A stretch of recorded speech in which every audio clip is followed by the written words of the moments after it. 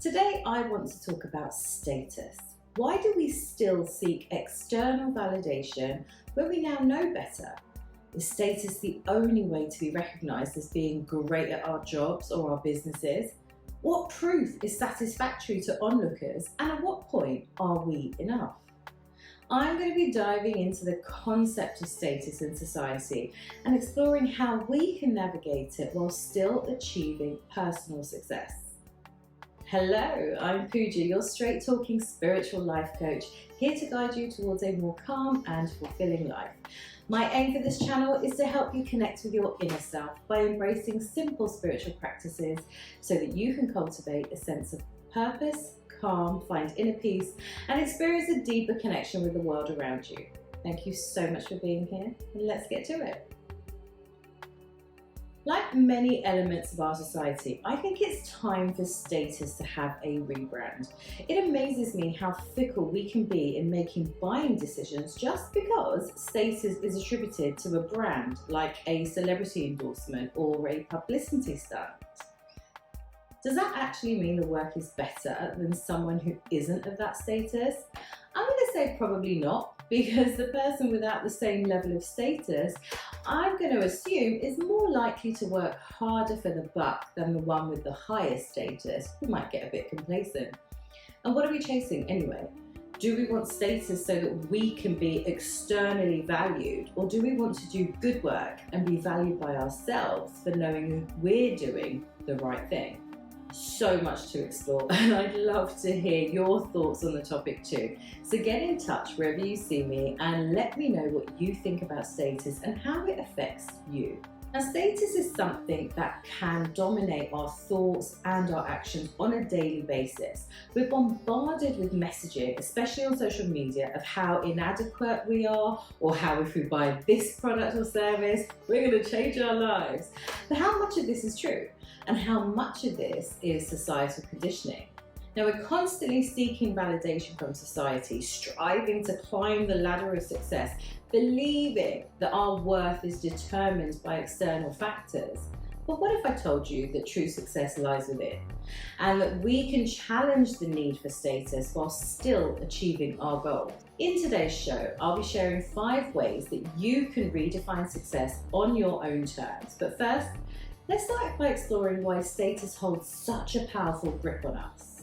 Now, from an early age, we're taught to measure our worth based on achievements, material possessions, and the approval of others. We chase after promotions, we accumulate wealth, and we pursue social recognition, thinking that these external markers are going to bring us happiness and fulfillment. But this often leads us to burnout, anxiety, and a constant feeling of never being enough. Now, this is something I'm deeply passionate about. It's exactly my story. I believed, because my Indian parents, mostly my mum, told me so, that in order to achieve success in life, I would need to have money, a high-flying career, a house, a partner, status symbols, luxury clothes, holidays, homes and cars.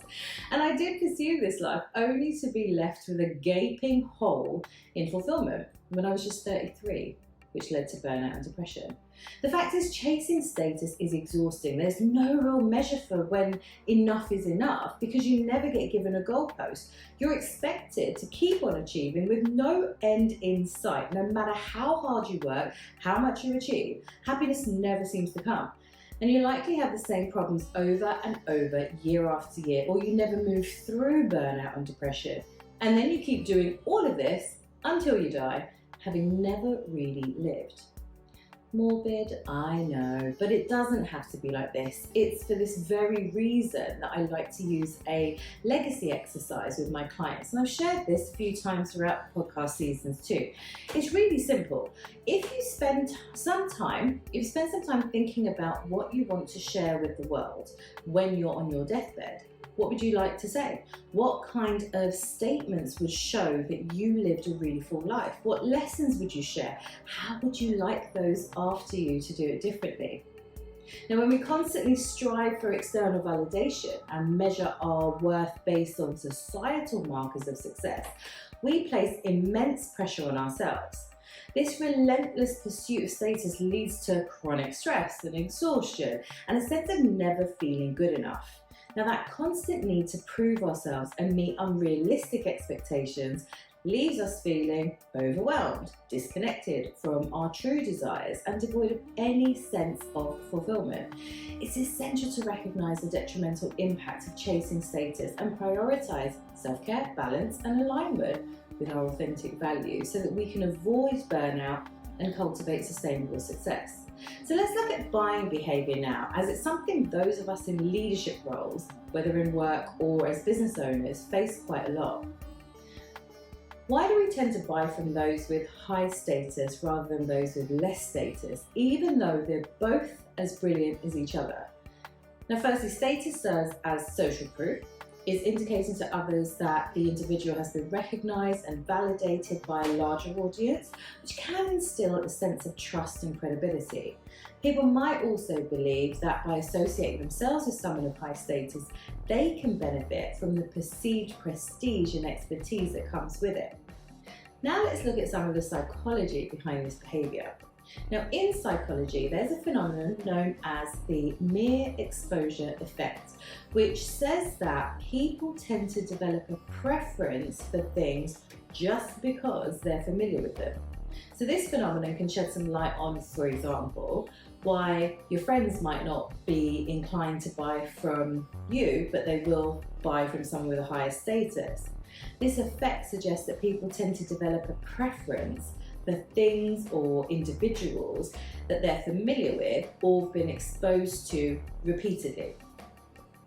So in the case of friends buying from someone with more status, it is possible that the individual with higher status has received greater visibility, recognition, and exposure, which makes them more familiar and appealing to others. And people tend to seek social validation and affirmation from their peers. Something to think about. By purchasing from someone with higher status, friends might perceive it as aligning themselves with success or reinforcing their own social standing. And it's important to remember that these dynamics aren't fixed and can be influenced by various factors, but I wanted to include this as it's a common annoyance amongst clients and peers who experience less support from their friends and family. But I see that it's the same people buying the same thing with those from higher status, like from celebrities. So I just want to assure you that there are psychological reasons why they do this, which is why you shouldn't take it personally, and you definitely shouldn't expect anyone's support. How can we break free from this status and validation cycle and redefine success on our own terms? Firstly, embracing your inner values. The first step is to identify what your inner values are. What truly matters to you? Is it making a positive impact on others, cultivating meaningful relationships or personal growth and well-being? By aligning our actions with our core values, we can find a sense of purpose and fulfillment that transcends external validation. Second one is cultivating self-awareness. Self-awareness is crucial in understanding our motivations and triggers. So take time to reflect on your desires, your ambitions, your insecurities. Ask yourself why you feel the need for status and recognition. It's by gaining a deeper understanding of ourselves, we can consciously choose to detach our self-worth from external achievements and instead focus on what truly nourishes our souls. The third one is to shift perspective. Let's challenge the notion that success is a zero-sum game where one person's achievement diminishes another's. Instead, adopt a mindset of collaboration and support. Celebrate the successes of others and recognize when there is enough room for everyone to thrive, because by fostering a sense of community and cooperation, we can actively dismantle the need for status and this measure of worth. Imagine what world would look like this way. Now, setting authentic goals would be the next one. And when setting goals, make sure that they're aligned with your values and aspirations, not just based on societal expectations.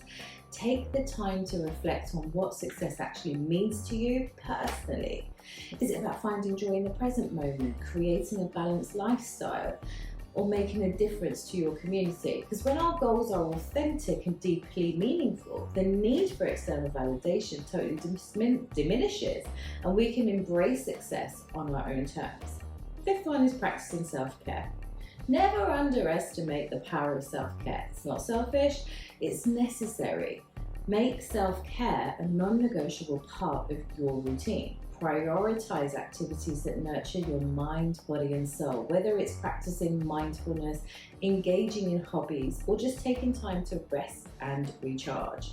When we prioritize self-care, we strengthen our resilience and ability to resist the pressures of societal status. Just remember, success is a journey that's unique to each of us. And by embracing our inner values, cultivating self-awareness, shifting our perspective, setting authentic goals, and practicing self-care, we can break free from shackles of society's pressures.